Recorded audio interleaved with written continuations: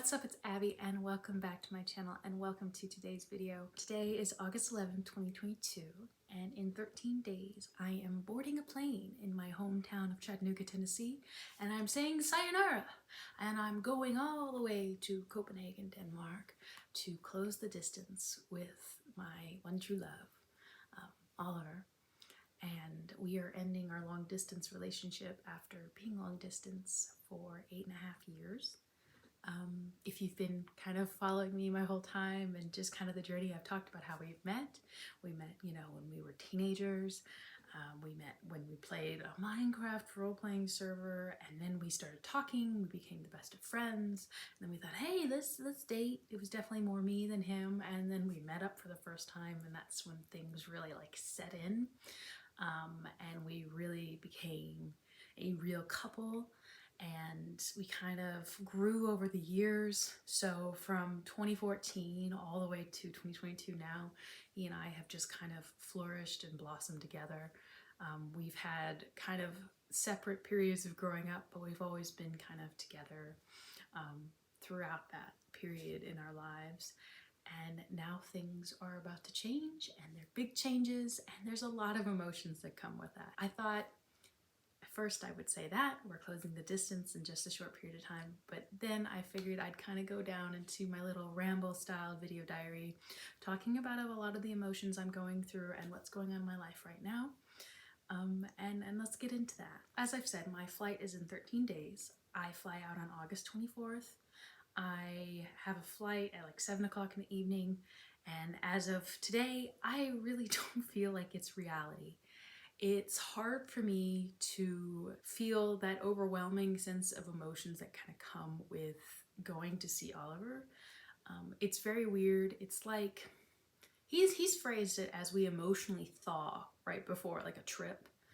And it's in some way when we are apart, when we go our separate ways, we kind of freeze or hibernate a lot of the emotions, I think, as some sort of kind of coping for being apart. We still love each other very deeply, but there's not a lot of I don't know if you'd call it lust or desire for the other partner as intensely as when a trip is upcoming, or in this case, a big move. So sometimes we start to emotionally thaw, we start to text a little more frequently, we start to flirt a lot more, and we got a lot of things going on in our own hearts, where we're thinking about the other, thinking about the reality of seeing the other one soon. And for me, I emotionally thaw and things become reality very, very late in the game. Even though I have my residence permit, that was like a big tick to start the thawing process for me. Even though I have my passport and everything ready, I have signed the apartment contract, I still just don't feel like it's this soon.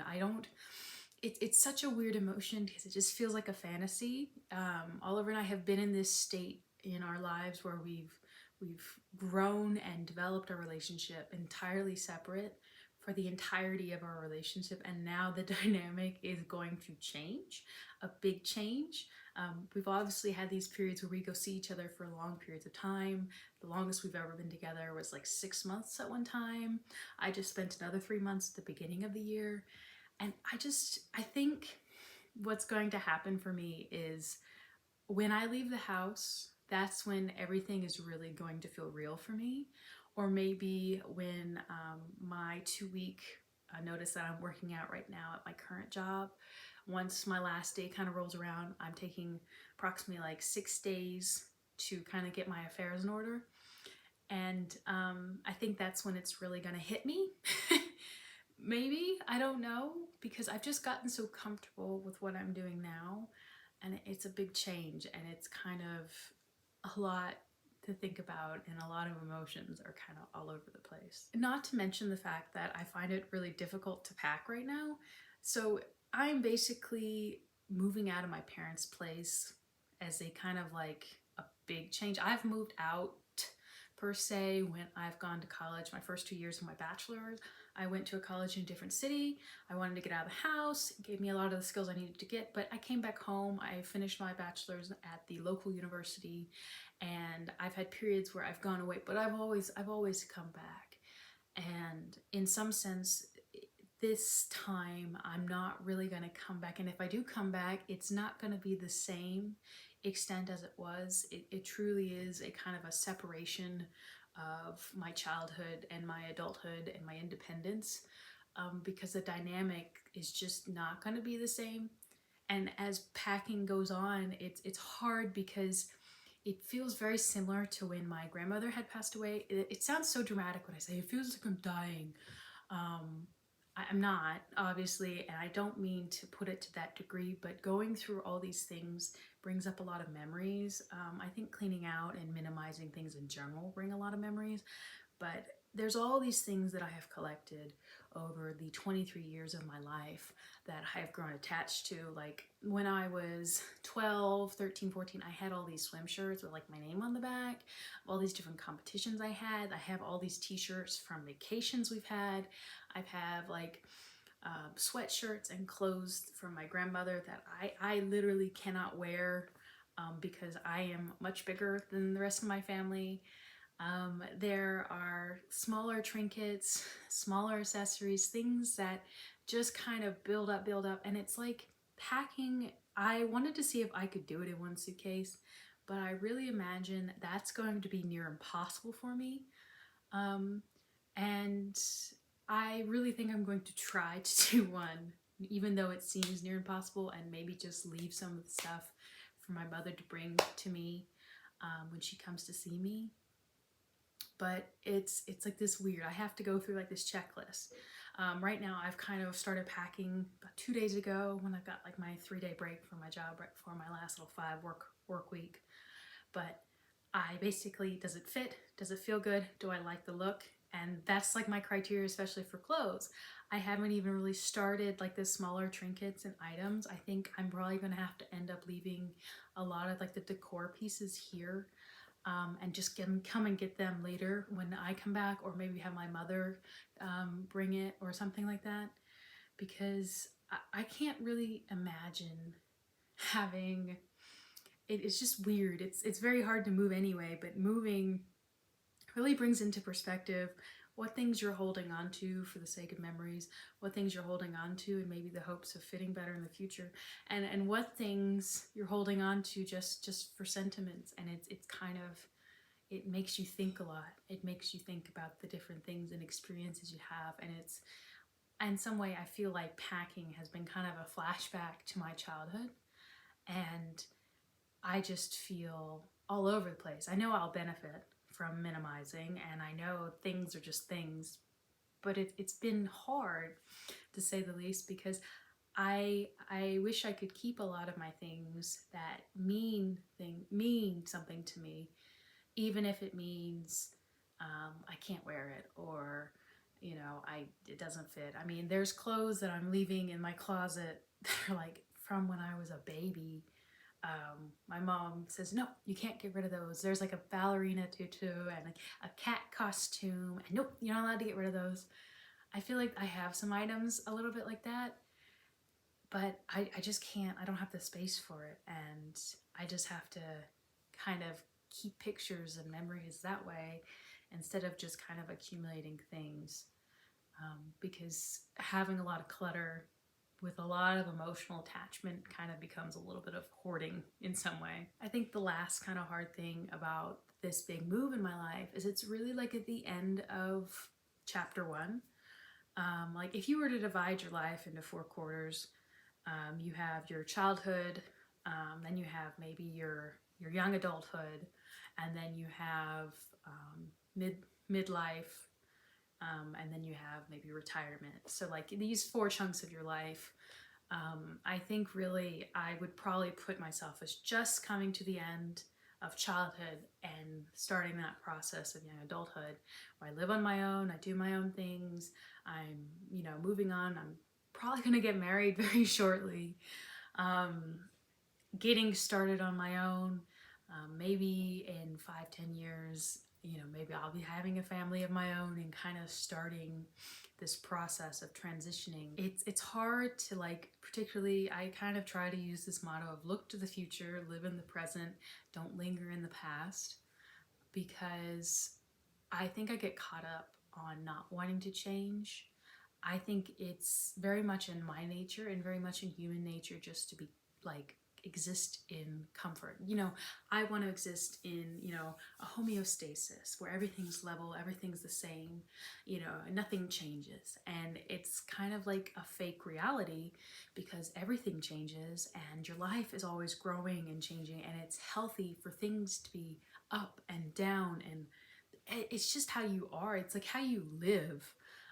It's how your life becomes meaningful if there is change and uncomfortability.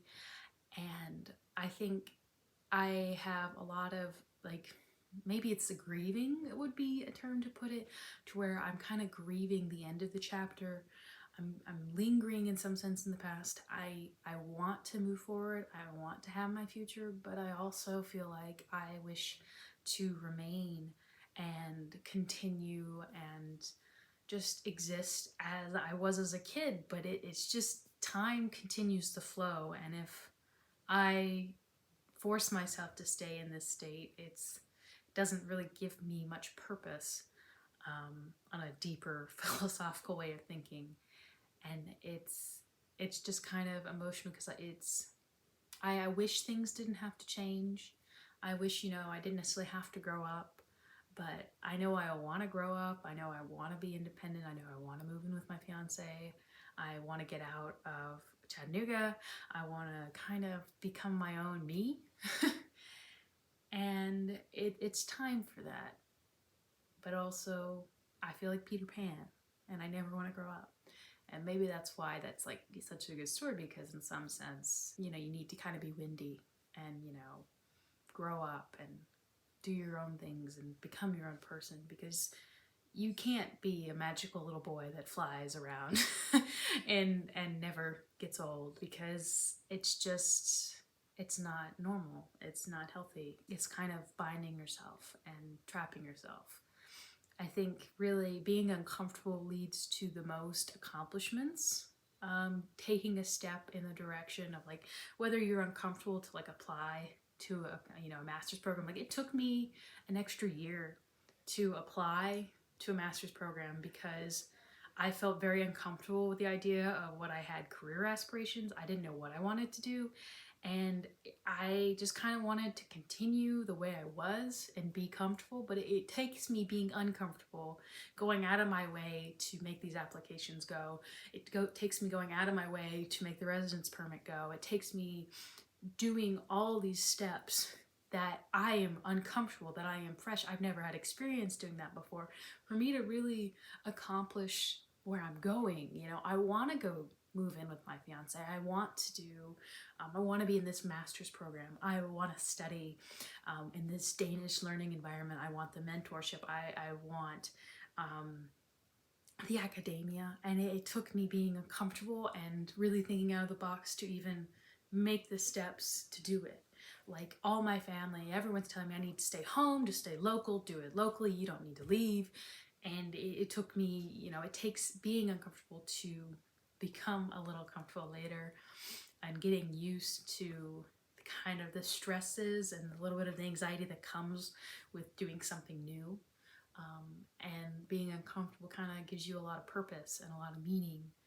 And you get to take the leap and do something. All in all, although this is the end of my chapter of my childhood, as I'll put it, things can't always remain the same. And I'm very excited for the future I have, but I'm also cherishing the last couple, you know, it was a couple weeks yesterday, but now it's 13 days that I have with my family and living at home, and kind of the luxuries that come with being at home and being close to my own family. And I honestly think I'm gonna have like a food adventure too. There's like things that are different culturally that I think I will probably miss when I move to Denmark. I think I might have to buy myself some like pickled okra as far as food goes, and I might go around a big old Walmart for some dumb reason, because Walmarts are massive and you don't see very massive grocery stores like that. And I want to go see a hiking trail. I have plans with my coworkers to have like a farewell send-off, and I'm going to like a hiking trail where we're gonna like hang out for several hours and like seeing mountains. I'm not gonna see very many mountains in Denmark for a little while, and I am in Chattanooga, which is eastern Tennessee, which is like mountains, mountains, mountains, mountains. I'm just gonna cherish things that I can do right now, and maybe that's why I'm not emotionally thawing until I'm getting on the plane. But I look forward to what's upcoming, and I'll probably make sure to go by my grandmother's grave too, just to say goodbye for a little while and tell her what's up. But that's very sad and sentimental. Don't mean to get in that direction, but I'm very happy and I'm very excited for the journey that's upcoming. And I hope you guys are here to stick around the way. If you stuck all the way to this end of my kind of ramble, I appreciate it. I can't, you know, people who leave comments to give me kind of feedback or thoughts, or it really is a conversation. And I can't put into words how much it means to me to have my random little brain going through the different points that are in my head, about what's going on in my life. It means a lot. And so thank you. I do always say I have goals to talk more frequently, but sometimes I do like to live in the present, and I will say that I'm not very good at capturing moments in the public space. So with that, I will see you guys in the next video. Bye.